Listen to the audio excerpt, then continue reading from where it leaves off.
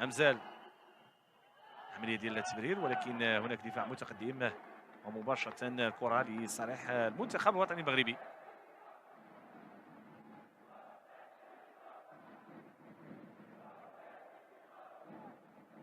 كره اماميه، محاوله تمريره، فرصه مغربيه، محاوله، هدف. هدف بالروعه من مكان، هدف بالعقل، هدف بالتكتيك، هدف بالفنيه، هدف جميل للمنتخب الوطني المغربي. الاعاده غادي تعطينا الصوره كيفاش جا الهدف الجميل للمنتخب الوطني المغربي. صراحه تلعب بكل هدوء، بكل ثقه، كيفاش انه تم الانزال ديال الكره، بعد ذلك تحويل المسار ديالها من خالد، من بوزيد، بواحد الشكل سلس. لاحظوا هنا استلام الكره، نعم، بهذه الطريقه هذه، ثم وضع الكره في المرمى بواحد التقنيه جميله بطريقه رائعه جدا. الهدف ياتي ليقدم الاجابه. المنتخب الوطني المغربي قادر على التسجيل، قادر على الوصول وبلوغ المرمى. لاحظوا لاحظوا لاحظوا، هذا هدف بواحد الطريقه جميله، هدف خدم من خلاله خالد بوزيد الذكاء ديالو الكروي، وتمكن من وضع الكره على الحارس، حارس رافشان علي بايف. وربما في بعض المباريات وخاصه في كره القدم داخل القاعه تصويب بقوه يكون حل من الحلول على مستوى التسجيل، ولكن الطريقه باش لعبها خالد بوزيد في اللقطه الماضيه طريقه غايه في الذكاء، وضع الكره ديالو في المرمى، اعلن على الهدف الاول. 1-0، 1-0. لاعبين حاضرين بشكل قوي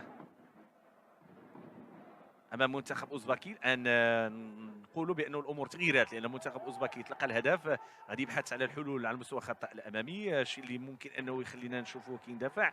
ما نساوش انه الطريقه اللي جاب بها الهدف، فالمنتخب الاوزباكي غادي يبحث باش انه يلقى طريقه الرد على المنتخب الوطني المغربي، وهذا الشيء اللي غادي يخلينا ان نشوف المباراه مفتوحه، على الاقل الخروج من القوقعه الدفاعيه ديال المنتخب الاوزباكي. هنا الطريقه ديال التصويب، تصدي ممتاز ديال الحارس عبد الكريم نبيه.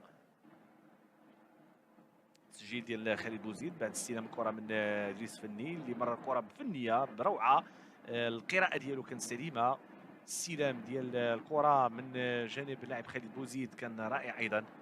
لاحظوا الدور ديال الحارس كيفاش انه يساهم في بناء هكذا كرات.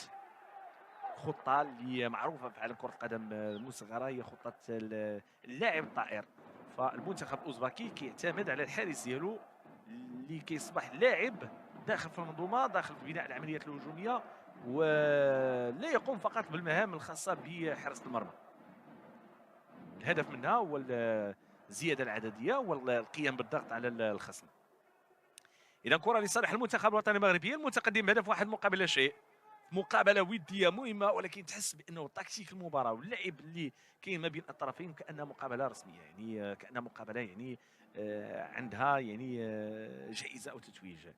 منتخب اوزباكي ما ترك ولا مجال باش انه يبحث على الحلول، لكن المنتخب الوطني المغربي يسير بشكل ممتاز. كره اماميه رجعت مره ثانيه بهذا الشكل مباشره الى خارج الخط الجانبي للملعب. رئيس فني كيلعب الكره ديالو بكل هدوء مع بوزيد. اعاده الكره لبومسو، تحضير من امزال، اعاده الكره في اتجاه دريس رئيس فني في خط الوسط، كيخرج الكره ديالو ممتازه ممتازه، فرصه هدف ثاني يضيع. كره كان بامكانها تكون في المرمى، عمليه هجوميه ديال انس دحاني، كان بامكانه انه يضع الكره في المرمى. اللاعب اللي دخل منذ لحظات لرقعه الملعب، اللاعب اللي كان قريب من اضافه الهدف الثاني.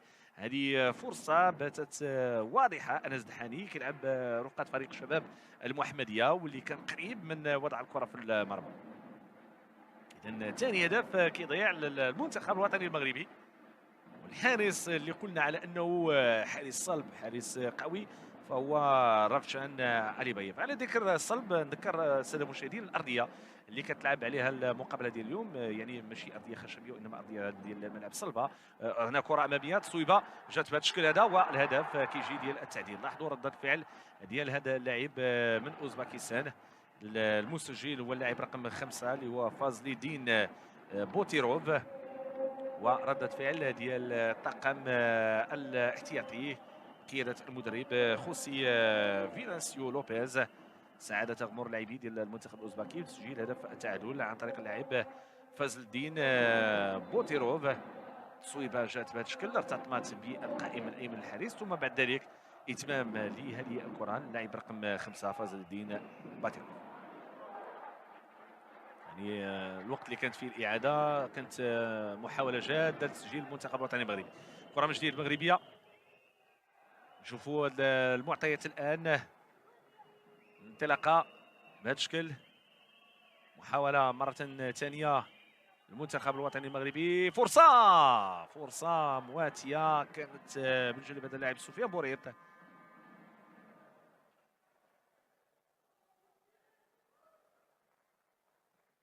لاحظوا هنا تصويبه جات بهذا الشكل هذا، فرحه كبيره. اذا 1-1 النتيجه المسجله. ذكر بانه على مستوى المنافسه العالميه فهناك قاع اخرى وملعب اخر يتم الاستعداد من خلاله للتنافس. سمعوا المدرب.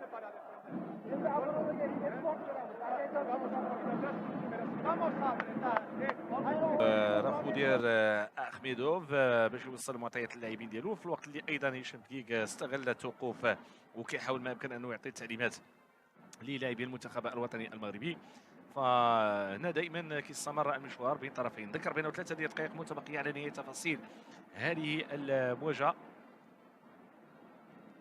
كره وتحضير على مستوى خط الدفاع، كره ممتازه، الهدف، والهدف المغربي يحضر بذكاء ضغط من جانب البقالي الذي يضع الكره في المرمى، معلنا عن ثاني الاهداف المغربيه في مباراه اليوم، في مباراه وديه. انس العيان والتحيه، والبقيه نعم حاضرين اليوم لتسجيل على رافشان علي بايف. ثاني اهداف المنتخب الوطني المغربي، خطا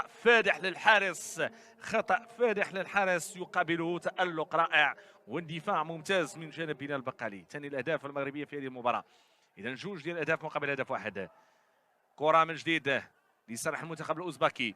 تعود الامور لنصابها لمنطقها لذكاء لاعبي المنتخب الوطني المغربي اللي حاضر في هذه المواجهه. اذا بعد ما دخلنا في 3 دقائق الاخيره ممكن نقول بانه هذه هي احسن فتره كنشوفوا فيها الاهداف ديال المنتخب الوطني المغربي، وبالفعل شفنا من خلال الهدف الماضي. فهذه الفتره هذه واش كيكون فيها تنويم الخصم ام انه الحضور قوي؟ كنشوفوا هنا طريقه جيده المباريات. اذا تابعنا الاخيره المنتخب الوطني المغربي داخل القاعه هذه الفتره هذه دائما ما يسجل فيها المنتخب الوطني المغربي. كره من المسرار، انطلاقه هجوميه في اتجاه العيان من الجهه اليمنى يحاول يمر، لاحظوا الطريقه، فرصه جميله والتصدي كيجي من جانب الحارس الذي ينقذ الموقف، رافشان علي بايف امام الاندفاع المغربي. متابعه مواكبه لتفاصيل هذه المباراه، لهذا الاداء، لما يمكن ان يقدمه اللقاء اليوم. كره مغربيه تنفذ مباشره الى خارج الخط الخلفي للملعب. لاحظوا انس العيان التصويبه ديالو بهذا الشكل، لعبها بذكاء. اذا اللحظه المهمه الان، جوج ديال الدقائق الاخيره، التعامل مع هذه الدقائق كيف سيكون. كره للمنتخب الاوزبكي على مستوى الخط الامامي، تنفذ، تصبح مغربيه. عبد الكريم النبيه كيتمكن من الكره ديالو بكل هدوء، بقالي كيستلم الكره، يرجع الكره ديالو للخلف بوريط، يلعب كره اماميه الجهه اليسرى. لاحظوا هنا البحث على الحلول. انس العيان، تغيير كلي الجهه اليمنى، فرصه من مسرار يهيئ نفسه، يصوب كره مباشره الى خارج الخط الخلفي الملعب. مسرار بقليل من الحظ، لو انه ينزل الكره شيئا ما للاسفل كان يكون هدف. نعم، لانه خدا النسق، خدا المبادره، مشى بالكره ديالو بشكل جيد، وبعد ذلك صوب الكره. كره من جديد لصالح المنتخب الوطني المغربي، الانسلال، البحث عن المراوغه، عن المرور، عن التصويب. هل يحضر مسرار وحده امام 3 ديال اللاعبين؟ يحافظ على الكره ديالو، رجع البقالي، انطلاقه من الجهه اليسرى، كره مغربيه، تمريره في اتجاه بوريط، الاستلام والانطلاقه من جانب سفيان يختار البقالي، ومحاوله المراوغه في اخر مطاف الى خارج الخط الجانبي الملعب. تماس مغربي، انفعال من دكه احتياط المنتخب الاوزبكي بقيادة الإسباني خوسي فينيسيو لوبيز. يستمر المشوار والعمليه الهجوميه في دقيقه تقريبا المتبقي على نهايه الوقت القانوني لهذه المقابله في الشوط الاول. كره مغربيه، محاوله ممتازه العيان، والعيان كان بامكانه انس ان يضع الكره في الشباك. هذا انس اللي كان قريب من وضع الكره في المرمى، لعبها بشكل ممتاز صراحه. كره في الزاويه، كره في الزاويه. على الصوره يظهر لنا احد نجوم كره القدم الوطنيه داخل القاعه، انس العيان، ونجم ايضا فريق اف سي ريبيرا نافارا الاسباني. كره مغربيه، تحضير في خط الوسط، بقالي انس العيان يلعب الكره ديالو اماميه بشكل ممتاز. بوريت تمرير في اتجاه مسرار، كاين خطا الحكم، يعني كان هناك دفع، الحكم يقول وصل اللاعب ليس هناك اي شيء. يستمر المشوار، يستمر التنافس بين الطرفين.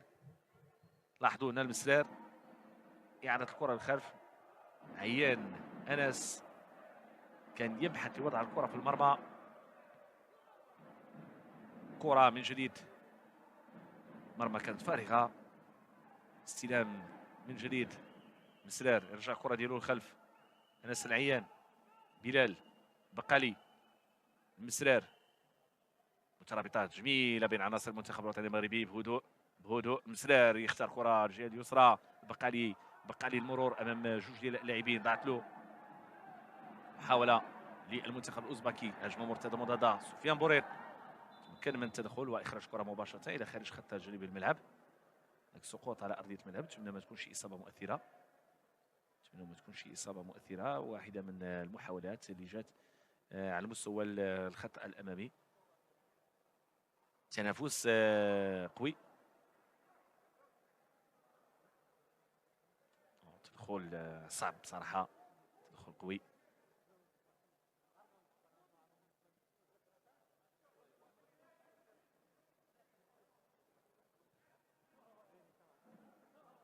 قلت بان هذه المقابله هي مقابله وديه اعداديه بين المنتخبين، المنتخب الاوزبكي والمنتخب الوطني المغربي، اللي كان فيها يعني الاستعداد للاستحقاقات المقبله. فكل التوفيق للمشاركه المغربيه في هذه المنافسه. ايضا اللي نبغي نقدم كمعطيات للجمهور الكريم انه المنتخب الوطني المغربي كره القدم داخل القاعه، يعني استعداداته فهي دائما متواصله من خلال المدرب هشام تكيك، والحضور ديال هشام تكيك في العديد من المحطات الاعداديه دائما يستفيد منها بشكل جيد. فانتظارات كبيره، نتمنى ما تكونش هذه الاصابه يعني الوطني الذي يسير ايضا بخطوط جيده. اللاعبين ايضا قدموا نفسهم بصوره قويه. نتحدث عن منتخب اقل من 23 سنه اللي بدورهم ايضا يسيرون بنتائج ايجابيه وبنتائج ايضا رائعه جدا مع المنتخب الاول. انس دحاني لاعب ديال فريق شباب محمديه، وايضا عثمان الادريسي لاعب اللي كيلعب فريق لوكوس القصر الكبير. هذه كلها امور كتخلينا ان نشوفوا عناصر المنتخب الوطني المغربي اول بشكل جيد. وايضا منتخب رديف، هنا كنشوفوا الانطلاقات ديال هذه الكره، اعاده الكره للخلف. مشاركات اذا مستمره متواصله. حنا كنتابعوا هنا كره من جديد لصالح المنتخب الاوزبكي. تحضير، سقوط على رقعه الملعب، الحكم يقول وصل اللاعب مسرار. طريقه ذكيه على مستوى المراوغه. انس العيان يرجع الكره ديالو التحضير، محاوله ديال المرور، ولكن في اخر المطاف الى خارج الخط الجانبي. هنا كنتابعوا الاطار الوطني هشام دقيق، تعليمات متواصله. كره من الجهه اليسرى، بوريط يلعب الكره ديالو اتجاه مسرار. نذكر بانه المنتخب الرديف ايضا حقق نتائج مهمه جدا. انتصار على حساب المنتخب السويدي ب6 ديال الاهداف مقابل هدفين. تسجيل من جانب محمد بولوح زراري 2 ديال الاهداف. مصطفى رابو سجل 3 ديال الاهداف، وايهاب شرادي سجل هدف وحيد. بالتالي نتحدث عن دور قوي ايضا لعناصر المنتخب الوطني المغربي الرديف. كرة أمامية، محاولة بهذا الشكل مباشرة إلى خارج خط جانبي للملعب. تحدثوا على كرة قدم داخل القاعة، فئات السنية وأيضا المنتخبات الوطنية، المنتخب الأول، المنتخب الرديف، منتخب أقل 19 سنة، ما ننساوش أيضا دور ديال المنتخب الوطني المغربي أقل 23 سنة، كرة أمامية بهذا الشكل. نتابعوا هذه العملية من البقالي، كترجع مرة أخرى بوريط، ثم نعود للمعطيات. المسران عملية ديال مرور، كيختار البقالي كيرجع الكره ديالو جهه اليمنى بهذا الشكل في اتجاه من انس عيان، تحضير تمريره في اتجاه المسرار اختراق دخول تصويب، هدف جميل من المسرار، هدف رائع من المسرار، خدا الوقت ديالو يعني يمكن نقول بانه التوقيت المناسب، تصويبها بالرجل اليسرى كيوضع الكره في المرمى معلنا عن الهدف بهذا الشكل بهذه الطريقه هذه، وبالتالي هدف لصالح المنتخب الوطني المغربي. لاحظوا هنا الطريقه اللي جات من خلالها ديال العمليه الهجوميه وتصويبها بالرجل اليسرى مباشره في المرمى، وبالتالي واحده من المحاولات ديال المنتخب الوطني المغربي، 3 ديال الاهداف مقابل هدف واحد. والانطلاقه الخاصه بهذه المباراه تاتي من جانب العناصر الوطنيه، كره ملعوبه اماميه، محاوله بهذا الشكل وبهذه الطريقه الى خارج الخط الخلفي للملعب. مشوار ظل مستمرا متواصلا، والبدايه في هذه الجوله الثانيه كانت بدايه مشجعه قويه. تبريره، محاوله من جديد، فرصه مغربيه الى خارج الخط الجانبي الملعب. ما ننساوش بانه الفئه ديال اقل من 23 سنه كيشرف عليها الاطار الوطني المغربي عادل السياح، المدرب الذي سبق ودرب عده انديه خليجيه ووطنيه وكذا منتخب قطر، والاخر نتمنى له كامل التوفيق في المشاركه وفي المنافسه. حضور قوي في مقابله ديالو 7 ديال الاهداف مقابل 4. ايهاب الشرادي هدف، ايضا محمد بولوح زراري هدفين، مصطفى رافو هدفين، ومعاذ السنه يعني سجل هدفين. مقابلتين كانتا بمدينه الين جاساس السويسريه او السويديه يومي 15 و 16 من هذا الشهر. كره مباشره الى خارج الخط الجانبي،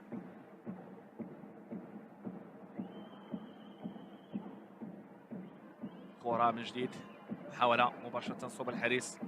هدف الثالث ديال المسرار للعناصر الوطنيه. ما ننساوش بان المسرار هو هداف الدوري الفرنسي الممتاز الموسم الماضي، وسجل مع الفريق ديالو تقريبا 30 هدف، الشيء اللي كيخليه من ابرز اللاعبين اللاعب المسرار. كره من جديد مباشره لصالح عناصر المنتخب الوطني المغربي. إذا تحدثنا على الفئات العمرية أقل من 19 أقل من 23 سنة منتخب الرديف، فنحن نتحدث عن يعني العديد من المشاركات الهامة اللي كتجي بالنسبة للمنتخب الوطني المغربي لتوفير الخلف على مستوى منافسة كرة القدم داخل القاعة، والتي تشرف الحضور المغربي الوازن على المستوى العالمي في كل التظاهرات، وايضا من خلال المتابعه الجيده للجامعه الملكيه المغربيه لكره القدم اللي توفر كل يعني كل ما هو مطلوب بالنسبه للمنتخب الوطني المغربي ولكره القدم داخل القاعه، الشيء اللي كيعطي الثمار ديالو على المستوى العالمي. كنشوفوا هنا الكره بهذا الشكل مباشره الى خارج الخط الخلفي للملعب. هذا المدرب الاسباني لم يهدأ له بال، يتاخر ب3 اهداف مقابل هدف واحد. يظهر جليا ومليا على انه من الصعوبه ان تواجه منتخب ثامن عالميا على مستوى التصنيف واللي بامكانه يرتقي ليكون الافضل في هذه اللعبه. كره مره اخرى للمنتخب الاوزباكي، اعاده الكره على مستوى خط الدفاع للحارس رابتشان إيليباييف. حذرنا من هذا الحارس اكثر من مره على اعتبار قيمه تعامله مع المباراه وكيف انه يصبح لاعبا مساهما في بناء العمليات الهجوميه. وعميد المنتخب الاوزباكي تمريره خاطئه، لكن يظهر على انه الضغط كلما ازداد كلما كانت الاخطاء من جانب العناصر الاوزباكيه. كره ملعوبه الان، تحضير من جانب من تمريره كانت من سفيان الشعراوي، اختيار الجهه اليسرى، لم تغادر هذه الكره.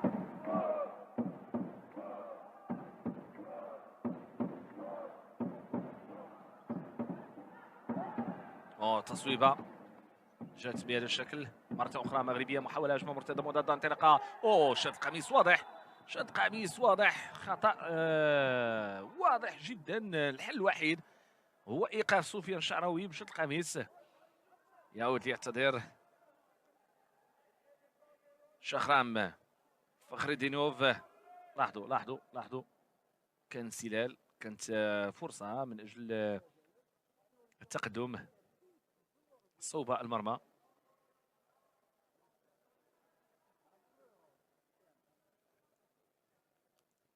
إذا كنتابع الآن الكرة الثابتة. سفيان الشعراوي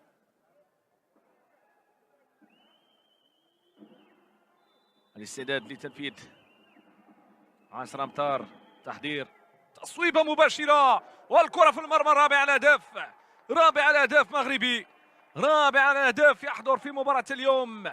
الإتمام من جانب مزال على ما يبدو، تعامل مع الكرة من إسماعيل، تصويبة قوية ارتطمت بالقائم ثم بعد ذلك استؤنفت لتكون في المرمى.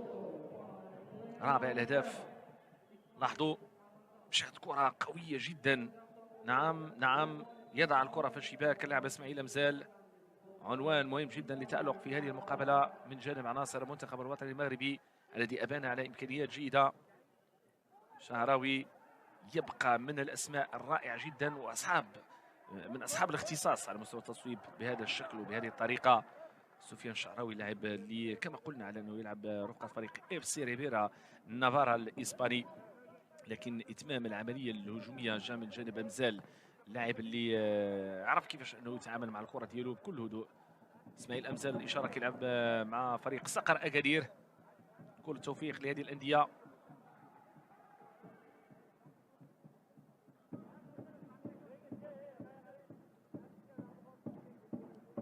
شوفوا هنا اللقطة، نشوفوا هنا التصويبة، كيف أنه لعب الشعراوي صاحب الاختصاص.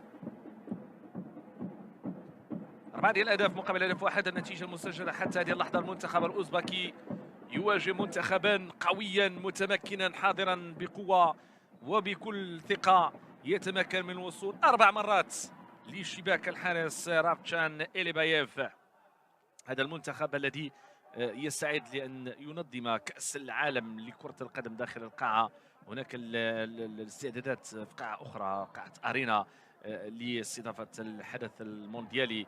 الوقت اللي نشوف هنا على هذه الأرضية الصلبة يستمر المشوار بالنسبة للمنتخب الوطني المغربي. الرئيس الفني تمرير الحضور من الجهة اليمنى، الانتقال مباشرة صوب أمزال للرئيس الفني، تمريرة أمامية أمزال، عملية المراوغة المرور، ولكن في آخر المطاف هنالك الحارس رافشان أليبايف.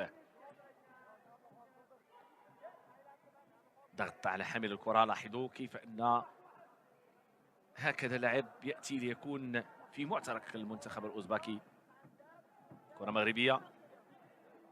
الهدف الأول لخالد بوزيد والطريقة التي أتى بها عبر عن أشياء عديدة، وهذه لقطة كان بإمكانه أن يتفنن فيها أكثر وأن يبدع فيها أكثر. سفيان الشعراوي كرة كان بإمكانه أن يضعها في المرمى، اختارها بتقنية اللوب، رفع الكرة على الحارس.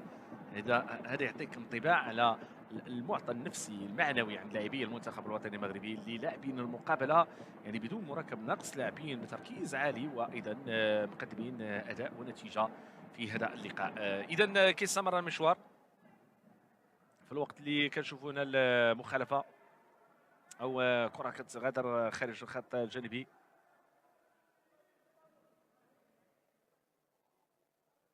طاقم المغربي الذي يحضر لاوزبكستان نتمنى له كامل التوفيق. الاستعدادات على قدم وساق، المشوار المغربي المستمر المتواصل، الاستعدادات التي لا تهدأ. إن تحدثنا عن هذه المشاركة هنا فأكيد أنه قبل كانت هنالك تنقلات كثيرة، وأيضا الاستعدادات التي تأتي بمركب محمد السادس لكرة القدم، حيث القاعة الجميلة أيضا لكرة القدم داخل القاعة، وحيث يستمر المشوار كما نشاهد الآن. بومزو حاول مرور ولكن في آخر المطاف إلى خارج الخط الجانبي الملعب. بومزو لاعب سريع عنده إمكانيات جيدة. تعود الكرة لتكون مغربية. أمزال رئيس فني يرجع الكره ديالو ليمنى بومزو. امزال رئيس فني الفني لبومزو للشعراوي، مترابطات صغيره. هذا المنتخب الوطني المغربي يتفنن في مباراه اليوم، يتفنن في مقابله اليوم. المنتخب الاوزبكي داخل قواعده يجد صعوبه كبيره وبالغه في التعامل مع هكذا كره وانطلاقه. الحكم يتدخل. الخط الخلفي للملعب. 4 ديال الاهداف مقابل هدف واحد. كل ضغط على المنتخب الاوزبكي. هو المنتخب الذي يستقبل، هو المنتخب الذي يعني المتاخر في النتيجه، لذلك هو المنتخب المطالب باش انه يخرج من القوقعه الدفاعيه ويبحث على حلول. الشيء اللي ممكن انه يخليه ويساعد عناصر المنتخب الوطني المغربي انه يلقى المسافه ويلقى المساحه، رغم انه في الجوله الاولى ككل ولو انه كان تكتل دفاعي وكان الرجوع للخلف، فتمكن المنتخب الوطني المغربي من ايجاد الحلول. كيفما كانت الخطه ديال المنتخب المنافس فدائما المنتخب الوطني المغربي كيلقى الحلول. كره في خط جانبي الملعب تماس.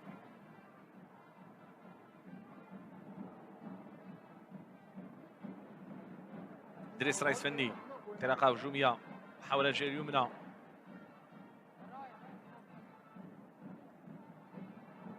تحضير بهذا الشكل، محاوله كاين شد القميص، كاين شد القميص. الحكم كيقول وسط اللاعب. رجعت مره ثانيه بهذا الشكل.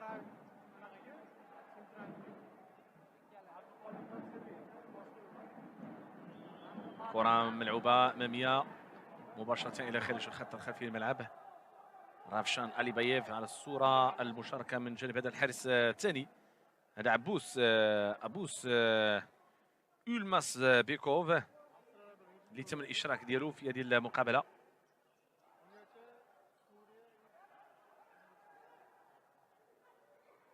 أخذ ورد تعود لتكون مغربية هذه الكرة. انطلاقة جمال محاولة ضائعة. تدخل ممتاز وعلى الكرة كيمشي اللاعب عثمان الإدريسي وكيبعد الكرة على الصورة. عثمان الإدريسي كيبعد الخطورة، الشيء اللي كيطلب تركيز، كيطلب الدقة، كيطلب أيضا أنه التدخلات تكون في المحل ديالها. عثمان الإدريسي كيف ما قلنا مشاهدينا فهو كيلعب في نادي فريق لوكوس قصر الكبير. كرة تلفت أمامية مباشرة صوب الحارس عبد الكريم البيا. يلعب الكرة ديالو بكل هدوء في خط الدفاع. عبد الكريم او كترجع الكرة عند الإدريسي. مراوغة ديال لاعبي المنتخب الوطني المغربي في المعترك ديالهم بهذا الشكل واخراج كرة طريقة ذكية رائعة. رئيس فني، كرة مغربية، محاولة ممتازة والهدف. خامس الأهداف الفني اليوم فنان. إدريس رئيس فني اليوم يسير ليقدم العنوان، يغير النتيجة من 4-1 ل5 أهداف مقابل هدف واحد. نعم، المنتخب الذي يسجل والمنتخب الذي يسجد بعد كل هدف. نعم، هذا المنتخب الذي يسير ليقدم نفسه بصورة جيدة. منتخب وطني مغربي لكرة القدم داخل القاعة. نشاهد الطريقة والكيفية من إدريس، من الرئيس، من الفني، من فنان حاضر بقوة في اتجاه مزال، ثم بعد ذلك الرئيس فني يغير النتيجة ل5 أهداف مقابل هدف واحد. المنتخب الأوزبكي يظهر على أنه يعيش واحدة من أصعب المباريات، والمدرب بالأخص المدرب الإسباني خوسي فينانسيو لوبيز يسير لثالث هزيمة بعد الخسارة أمام المنتخب الياباني في مناسبتين اثنتين. هذه المباراة الثالثة له، ولكن أمام منتخب مغربي منظم بقيادة هذا المدرب، هذا الرجل هشام الدقيق الذي يقود العناصر الوطنية. 5-1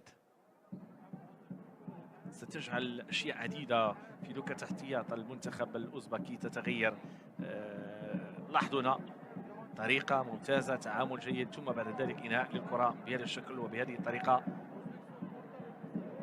5 أهداف مقابل هدف واحد. يستمر المشوار.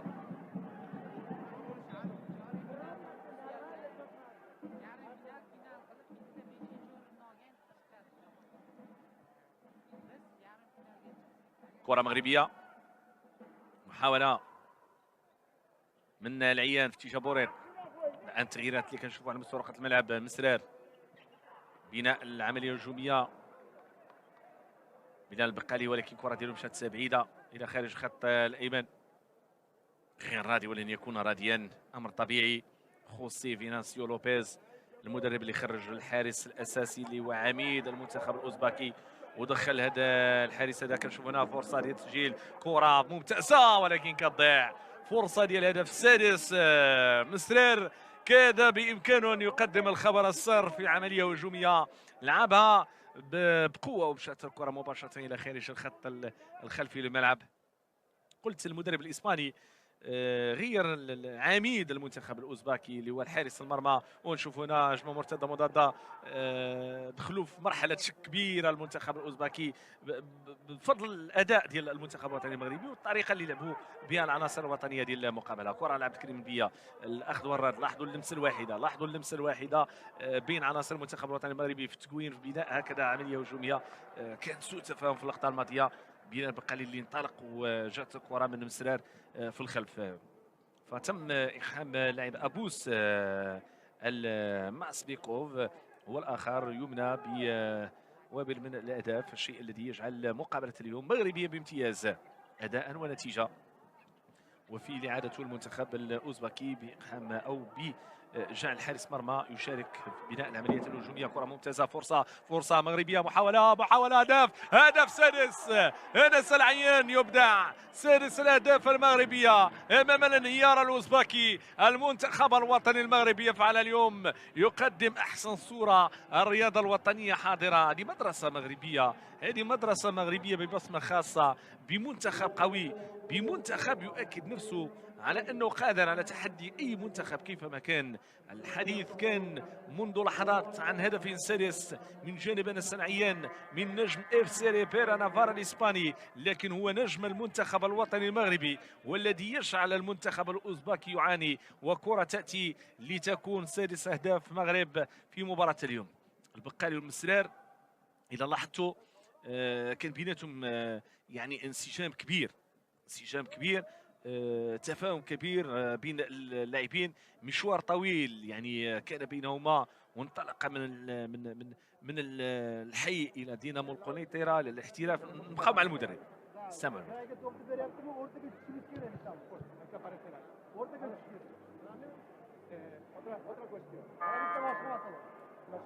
ahora nos están sacando ahí a presionar, pero cuando vayamos a presionar, solo tenemos una falta.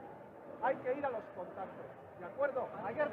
Pero hay que defender la espalda. Hay que اللاعبين بهذه الطريقه وبهذا الاسلوب هذا انهم يقدموا واحد عرض جيد، واحد انسجام كبير، الشيء اللي كيتضح على مستوى رقعه الملعب. ايضا هو دهاء، وهي ايضا استراتيجيه مدرب، تكتيك ديال المدرب هشام دقيق اللي كيعرف كيفاش انه يتعامل مع كذا مباريات وكيختار اللائحه الانسب والاسماء الانسب اللي يخوض غمار هكذا منافسات. كره عند بوريط يلعب الكره ديالو الجهه اليسرى. البقالي رجع الكره ديالو لبوريط، ثم البقالي اخذ ورد، انطلاقه هجوميه مغربيه. الكعب انس العيان، التمريره الجانبيه ولكن مباشره الى خارج الخط الخلفي للملعب. كنتذكر في احدى المباريات دائما من خلال الحديث على مباريات المنتخب الوطني المغربي كان دائما السؤال بشحال غادي ينتصر المنتخب الوطني المغربي. اما الانتصار اكيد انه كان دائما متوقع نظرا للقيمه ديال اللاعبين المنتخب الوطني المغربي. والان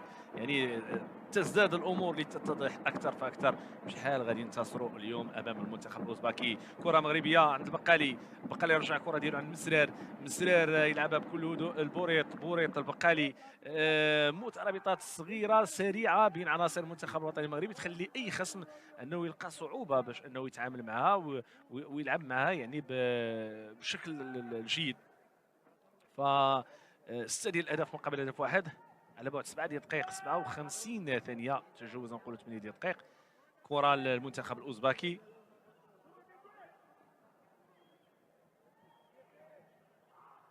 لعبات بهذا الشكل الجهه اليمنى، كره اماميه مباشره تدخل هو الى خارج الخط الجانبي الملعب لصالح المنتخب الوطني المغربي. مابقيتش كنذكروا كثير الاسماء ديال المنتخب الاوزبكي، لانه ما بقاوش كيبادروا بنفس الطريقه بنفس الاسلوب اللي شفناه في البدايه ديال هذه المقابله، لانه المنتخب الوطني المغربي هو اللي استأسد على وتسيد المشهد في هذه المقابله.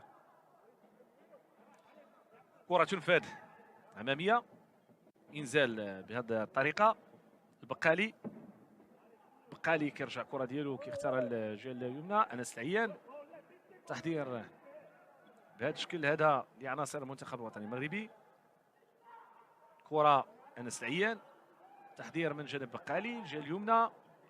لاحظوا الهدوء في بناء العمليات الهجوميه، تشتيت عناصر المنتخب الاوزبكي على مستوى رقعه الملعب كيجي من خلال التمريرات الدقيقه للمنتخب الوطني المغربي. كره عند بوزيد تمريره اماميه وزاويه.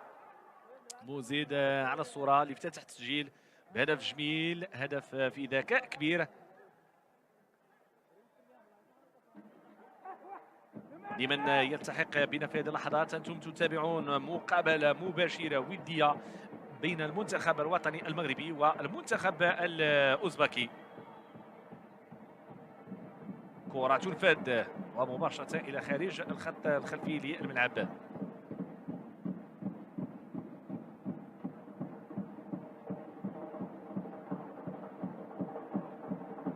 لاحظوا هنا كرة تمريرة بهذا الشكل مغربية، كاين خطأ مخالفة لصالح المنتخب الوطني المغربي.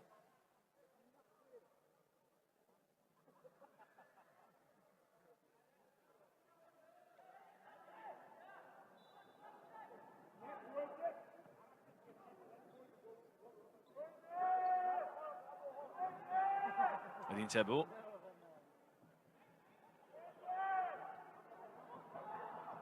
بداية لبناء عملية هجومية الآن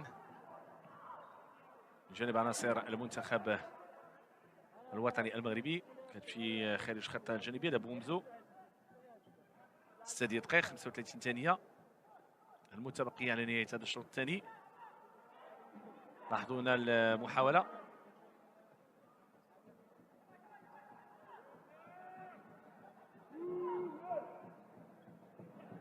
كرة مرة أخرى مغربية، فرصة كيضيع هدف محقق. بومزو لم يتمكن من استثمار هذه الكرة اللي كان على مستوى الخط الأمامي. واحدة من المحاولات السريعة للتحول من منطقة دفاعية للهجوم، صعود ديال الشعراوي اللي مرر، ولكن إنقاذ الموقف جاء في الأنفاس الأخيرة من جانب اللاعب إيخيتيور روبييف. كرة الشعراوي مرر، لم تكن بشكل جيد، تدخل في الوقت المناسب وإبعاد للخطر.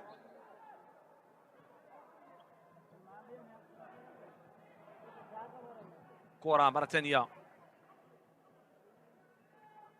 لصالح المنتخب الأوزبكي إلى خارج الخط الخلفي للملعب.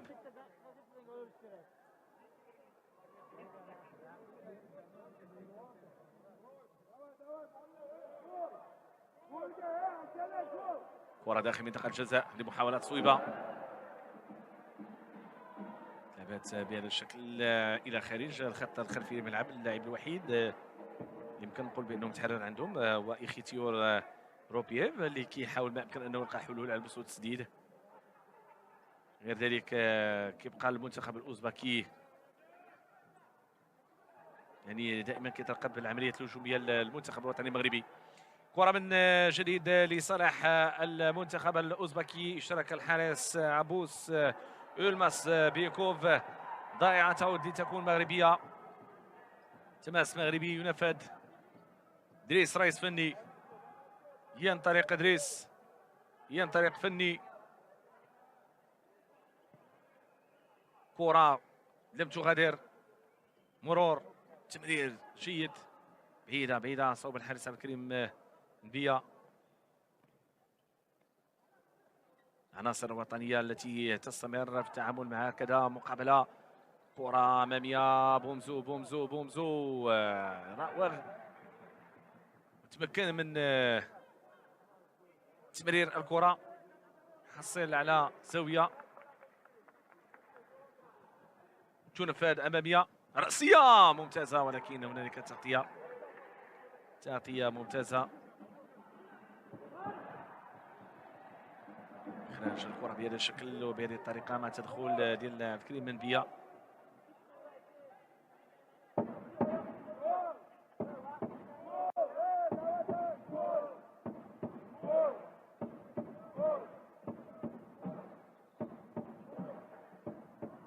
كره من جديد على مستوى خط الوسط، كتصبح المنتخب الوطني المغربي ضربه مرمى.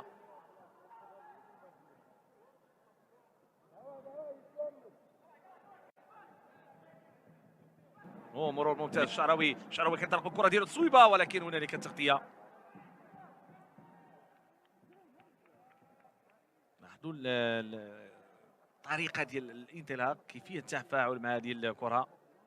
نذكر بانه صراحه من الاطلاله على المنتخب الوطني المغربي كره القدم داخل القاعه، رفقه هشام دقيق، رفقه اللاعبين ديال المنتخب الوطني المغربي، فكانهم عائله واحده كيجيو يبلوروا ثمره ديال المجهود ديال المخطط واستراتيجيه عمل الجامعه الملكيه المغربيه لكره القدم. الشيء اللي كيخلينا نشوفوا منتخب بهذا الشكل بهذه الطريقه، فدور كبير جدا على المستوى اللوجستيكي، على المستوى التقديري، على البنيه التحتيه، ايضا المواكبه اللي كتجي ديال هكذا اسماء. تمريره ممتاز رائعه جدا، عمليه هجوميه، محاوله من جديد بعيده، كانت هنالك كره في اتجاه انس دحاني. هذا على الصوره عثمان ادريسي. بدينا كنشوفوا بانه هشام دقيق كيدخل مجموعه من العناصر باش ان هي الاخرى تحتك في هذه المقابله. النتيجه فهي 6 ديال الاهداف مقابل هدف واحد، وبالتالي هي حصه قويه وتتحدث عن نفسها. بالتالي لماذا اشراك مجموعه من اللاعبين، ولو انه تنتظر ايضا مقابله اخرى بعد يومين امام هذا الخصم الاوزبكي، وغادي نتابعوا كيفاش غادي تكون. انه الان المنتخب الاوزبكي صحيح انه منهزم 6 الاهداف مقابل هدف واحد، فهو ايضا يجمع ويخزن معلومات للمقابله الثانيه غادي تكون اصعب. كره بهذا الشكل، محاوله تصدي من جانب الحارس عبد الكريم منبيه، كترجع عند الرئيس فني يلعب الكره ديالو، ينطلق بسرعه، تمريره وتصويب، ولكن في اخر المطاف الى خارج خط جانبي الملعب. كان التواجد ديال اللاعب رقم 8 اللي هو رافشان إسماتولايف اللي قام بالتغطيه والتصدي. شوفوا ابرز هجمه كانت ايضا من جانب المنتخب الاوزبكي في اللقطه الماضيه. اخر 3 دقائق، الوقت المفضل لتسجيل المنتخب الوطني المغربي واللي دائما يسجل فيه. شوفوا اليوم بصمه خاصه راسيه كان بامكانها تكون صوب المرمى. صعود ديال اللاعب انس دحاني. ايضا على الصوره يظهر لنا عثمان ادريسي، هذا الحارس الثاني، الحارس الاساسي وعميد المنتخب الاوزبكي، خرج من المقابله.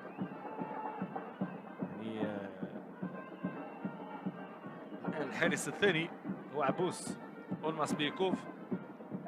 وهذه كره اماميه اوزبكيه كيسجلوا هدف ثاني، سلال بشكل سريع من الجهه اليسرى، وابرور رقم 10 احمد زيانوف ابرور هو اللي سجل. لاحظوا كيفاش شات الكره من الجهه اليسرى وتصويبها مباشره صوب المرمى. كان من بيا ما كانش محظوظ قيم التغطيه ديال هذه الكره، حتى التصدي ديال الرئيس الفني صحيح انه صعد جنب لجنب مع اللاعب ابرور، ولكن ما قامش حصر الكره بالشكل المناسب. على العموم 2 ديال الاهداف الان مقابل 6 ديال الاهداف للمنتخب الوطني المغربي. هذه اشياء كياخذها بعين الاعتبار هشام دقيق. كره مغربيه اماميه،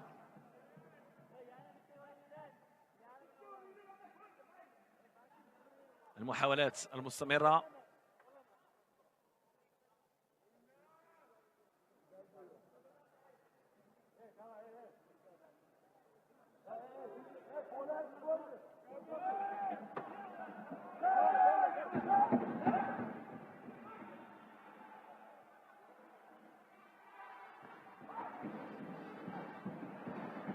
كرة من جديد،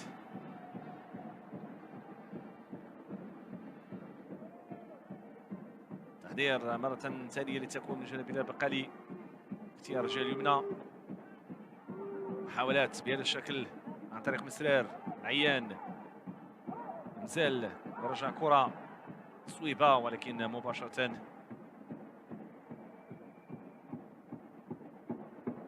إلى خارج الخط الخلفي للملعب.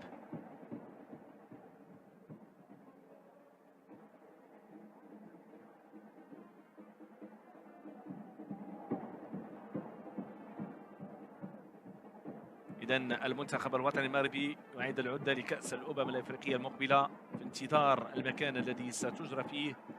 إن كان هذا الحديث على مستوى الذكور، أيضا لا ننسى المشاركة التي تأتي من جانب سارة مورينيخو خيدا. نعم، الحديث على سارة مورينو التي ستكون مدربة للمنتخب الوطني المغربي لكرة القدم داخل القاع، والتي تواصل المسير رفقة العناصر الوطنية النسوية التي تبحث هي الأخرى والتي تهيئ نفسها لبطولة أفريقيا من خلال معسكرات عديدة بداخل معسكرات تأتي بمركز محمد السادس لكرة القدم، حيث يستمر التنافس على مستوى أيضا العنصر النسوي. كامل التوفيق للمنتخب الوطني المغربي أيضا النسوي. ما دمنا نتحدث عن الاستعداد لكأس الأمم الأفريقية، فالحديث أكيد أنه على مستوى الذكور أيضا ما نسوش العنصر النسوي بقيادة سارة مورينو وخيدا التي تقود المهام على مستوى المشاركة النسوية. مشوار مستمر، تباري مستمر، 6 أهداف مقابل هدفين، 48 ثانية على نهاية تفاصيل هذه المباراة. كل المعطيات حاولنا أن نقدمها للجمهور الكريم الذي تابع معنا تفاصيل هذا اللقاء من خلال الاستعدادات التي أتت وأيضا المباريات التي تأتي هكذا.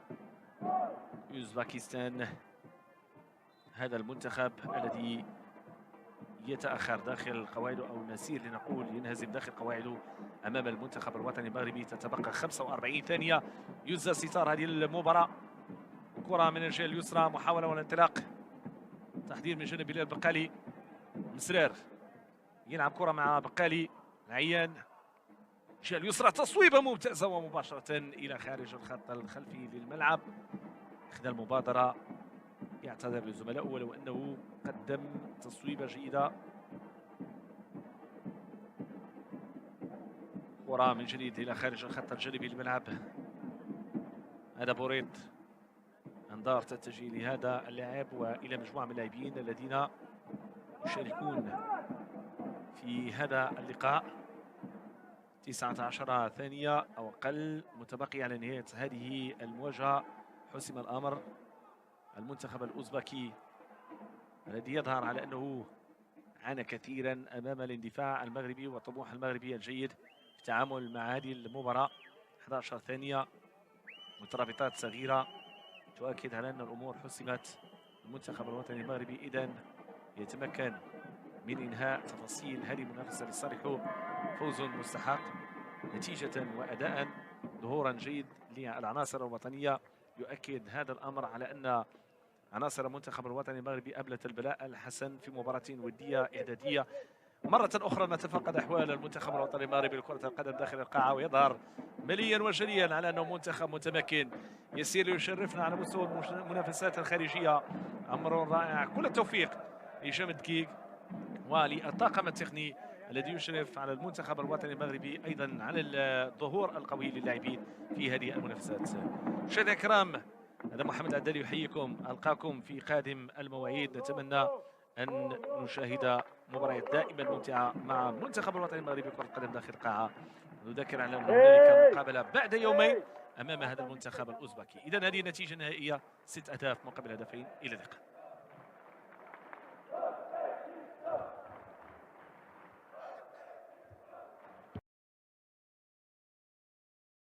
L'équipe marocaine de futsal a retrouvé son équilibre après avoir battu les Pays-Bas 5-0, aujourd'hui mercredi, au terme de ses matchs de préparation à la Coupe du Monde prévue en Ouzbékistan.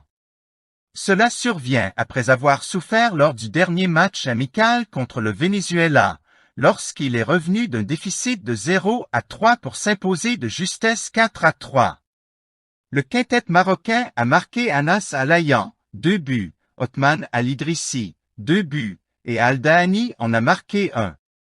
L'équipe marocaine n'a pas laissé de temps à son homologue néerlandaise et a dominé dès le coup d'envoi, et les coéquipiers de Sofiane Mesrar ont couronné cet avantage avec 5 buts répartis entre les deux mi-temps, avec une situation intéressante pour laquelle le combat était connu, qui était la présence d'Ismaïl Wadou sous le maillot néerlandais après avoir précédemment représenté le Maroc. Sofiane El Shahraoui, meilleur buteur de la dernière édition du Festival de Cannes, qui s'est déroulé à Rabat, a participé avec l'équipe nationale marocaine sous le maillot de l'équipe nationale des Lions après avoir joué auparavant pour les Pays-Bas. Cette victoire est un énorme soulagement pour Hicham Al-Daqiq, l'entraîneur de l'équipe nationale, car le match n'a pas été marqué par des affrontements violents comme celui du Venezuela et n'a fait aucun blessé. Dans une nouvelle exclusive et propre à Quora, le Maroc est devenu le candidat le plus en vue, voire un candidat extraordinaire, pour accueillir la prochaine édition en salle de la Coupe du Monde 2028 dans un événement sans précédent dans les pays arabes et africains. La prochaine édition aura lieu en septembre en Ouzbékistan. L'édition précédente était organisée par la Lituanie et l'équipe portugaise a remporté le tournoi après que le Maroc ait atteint les quarts de finale, un grand exploit. Le Maroc avait accueilli il y a quelques mois sur son sol la Coupe d'Afrique des Nations, qui a connu un franc succès au stade Moulay Abdallah de la capitale Rabat, et a connu une réussite organisationnelle et publique saluée par la CAF et la FIFA, avec Patrice Motsepe et Gianni Infantino à assister aux activités de cette édition, qui a permis au Maroc de remporter son 3e titre continental consécutif. Fawzi Lakja, président de la Fédération marocaine de football, a visité le camp couvert de l'équipe nationale, qui poursuit ses préparatifs au sein du complexe Mohamed VI, en vue de la Coupe du Monde en Ouzbékistan, prévue à la mi-septembre. Lors de sa visite, Lakja a salué cette équipe qu'il a qualifiée d'inspirante, compte tenu des résultats et des titres qu'elle a remportés, le plus récent étant sa conservation du titre africain des nations pour la 3e fois consécutive, tout comme elle a remporté le championnat arabe. Titre de champion 3 fois.